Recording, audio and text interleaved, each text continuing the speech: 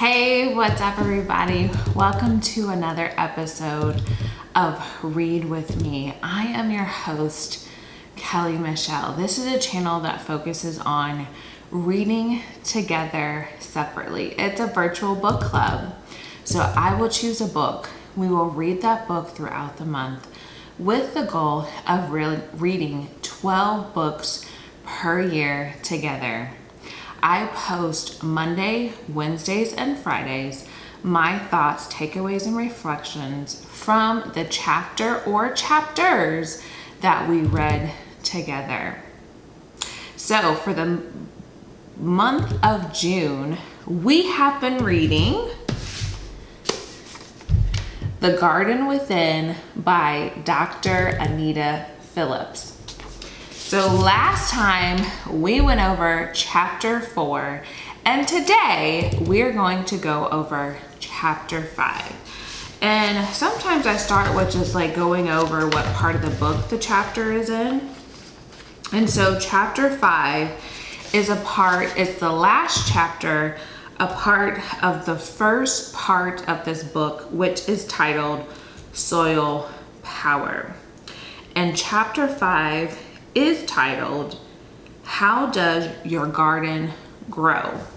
And so before I get started in sharing my thoughts and takeaways, I have this disclaimer that in no way am I trying to present these as my own concepts or ideas. I am just simply sharing with you all what I learned from reading through the book to encourage you to read it too. And I want to pause right there and encourage you that if you have not picked up the book, even though we've already gone through, today we'll be going through the first 5 chapters of the book, it is not too late. The Garden Within is available wherever books are sold. So let's get started. Chapter 5, How Does Your Garden Grow? And here are my takeaways. Number 1, knowing Jesus guarantees your salvation. It doesn't guarantee your emotional health. Number 2, cultivating emotional well-being begins with awareness. Number 3, when emotions flow, your body feels it first.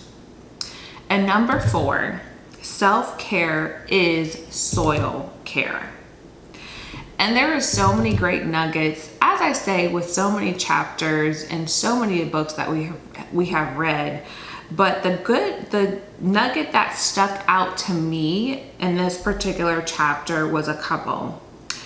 And I want to really emphasize number 2 and number 3, which says, cultivating emotional well-being begins with awareness. And number 3, which is when emotions flow, your body feels it first. And number 3, I think about what came to mind is that you hear this when people are trying to overcome challenges, say they have alcoholism as a challenge, they first have to acknowledge that they have an issue. They have to acknowledge that they have an issue with alcohol before they can address the issue.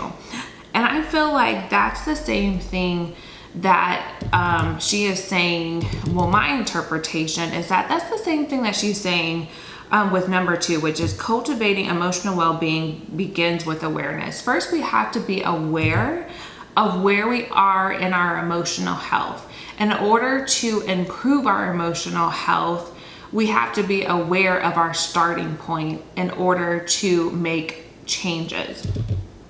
And number 3 that really resonated with me is when emotions flow, your body feels it first.